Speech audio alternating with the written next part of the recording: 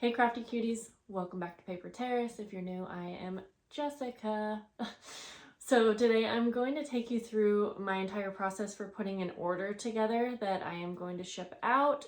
And these are orders from my website, but I followed the same protocol when I had an Etsy shop. I think I made a video like this a while ago, but I always get this video requested, so I thought I would just do a refresher. And we're just going to hop right in. It's a pretty simple process, but I thought I would go ahead and share it with you because I do have one order today and quite a few items in that. So the first thing that I do is I'm going to pull up my order and I will grab everything that is in the order. My items are always completely made. If they're on my website, it's done. So everything is ready to go, and I do have a section in my craft room where I keep all of my items that are on my website. So I'm gonna go grab all of those items right now, and I'll just do a double check just to make sure that everything is exactly what is ordered. So this doesn't look the most organized, but I know where everything is. So the first item, they purchased a ice skater stamp set. I'll show you all of these things when we get back over to my desk area. They got 2 packs of wax seals, and the way that I know which pack it is, I have them numbered. This is some of the items that I have in my shop. I will have like several of like a junk journal kit, and those are all more of a grab bag style where you will just get one. I don't have like a specific one, but for the wax seals that I do have these numbered. So I need 963, and I think you know what, I have only 2 left, so I'm going to guess it's the only 2, but I'm just going to do a double check just to make sure. I think it's always worth it to check those details. Okay. Yes, okay, so we have those. She ordered the Bohemian journal that I have here. And then we have 2 of my mini ornament junk journals. We have the retro ice skate and the brush tree. Okay. And so I believe these are the 2. Yes. Okay. So let's take all of these items back over to my little desk area. Okay, so I have all of the items in this order. Like I said, I'll show you really quick. She ordered 2 of these little Christmas ornament junk journals. The Bohemian journal, I do have a flip through of this if you wanted to see that. 2 of my wax seal packs, and then this right here. So the one thing that I do once I'm gathering up an order is I try to kind of keep in mind what I'm going to ship it in. This entire order can fit in a flat rate padded envelope, and I just know from shipping so many things that this will be the most cost-effective way. I didn't charge for shipping, so obviously I'm going to go that route. But before we stick everything in here, I am going to wrap up everything nice. A lot of times when I am selling a journal, I like to wrap it up super nice. So today I'm going to actually use some vintage sheet fabric that I have to wrap that up in. I like to use items that, you know, the customer can reuse. The other thing is that I am including a free little fabric pack, and so I have my Bohemian fabrics here next to me, and I'm going to go ahead and put that little freebie together so I can start packaging this up. When I am including freebies, a lot of times I will include things like scraps and things that the customer can get use out of, but I'm not really out too much, if that makes sense. So I'm going to just gather a variety of fabrics, but I did mention in that listing that I would include fabrics. So even though this is kind of a freebie, I did mention that it was included. So I am being pretty mindful of what fabrics I'm including, like things that kind of go along with that journal. And I'm obviously just using things that I already have. I'm going to add one of these ruffles.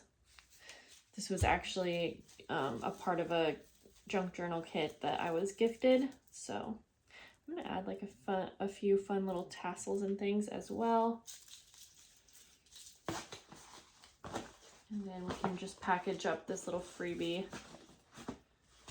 I'm going to include that as well. So I think that's a pretty good amount for a little freebie.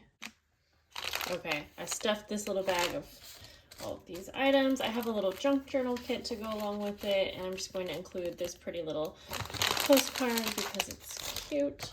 And let's get to packaging up the biggest item. I'm trying to give you a good view here. So like I said, I'm going to use fabric for this. And so I'm just going to go ahead and cut off a piece that will be big enough to wrap this. And I'm kind of keeping in mind, like, if she can use this maybe for a junk journal or something like that, I want to have like a decent enough size that she can do that, or whatever she wants.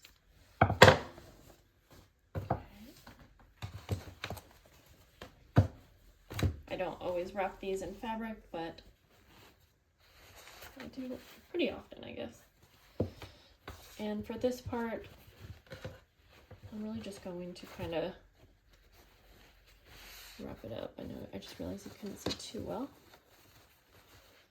And then I'm going to use some twine to kind of hold it in place. I know it looks messy right now, but once we have it all tied up, it will look pretty good.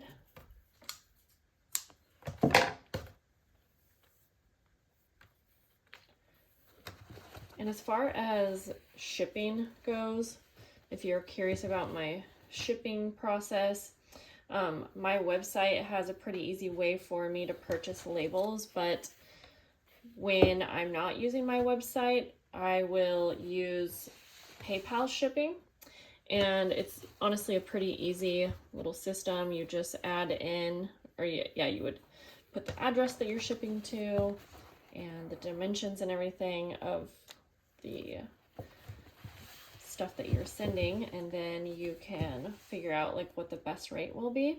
But again, since I've had so much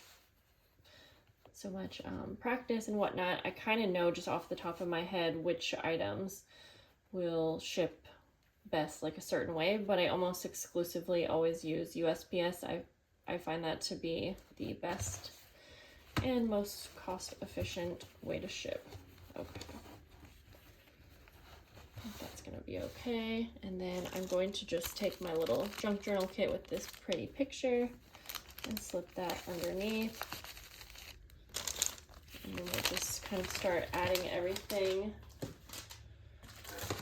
I'm going to go ahead and this stamp set, I think I'm gonna wrap this, I'm gonna wrap this in some craft paper. I don't always wrap each item. It really just depends on what it is. Like if it's already in a bag, I'm probably not going to wrap it. Just because at that point, I feel like you are kind of wasting product or paper, I guess. But like something like this, she can probably reuse this, or, you know.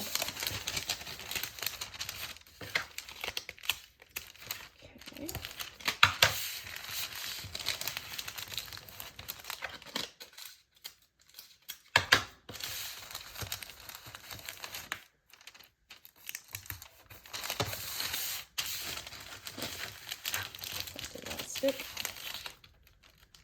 I'm not trying to wrap this like the best ever, if that makes sense.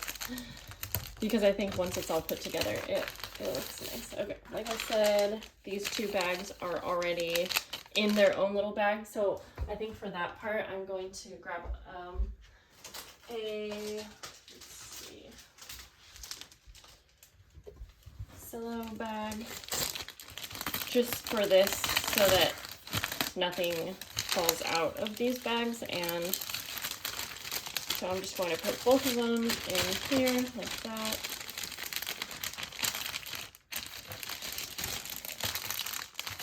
And then just kind of wrap that up.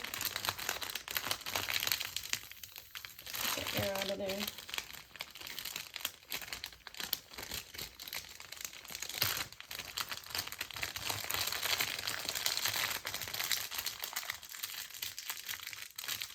Tape that shut there.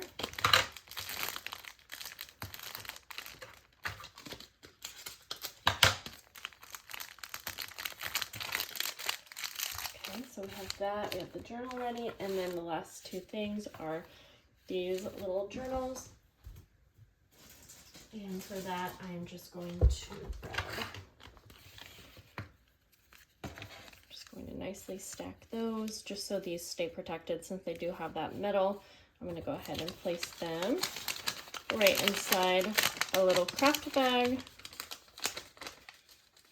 And then I believe we have everything ready to be placed inside.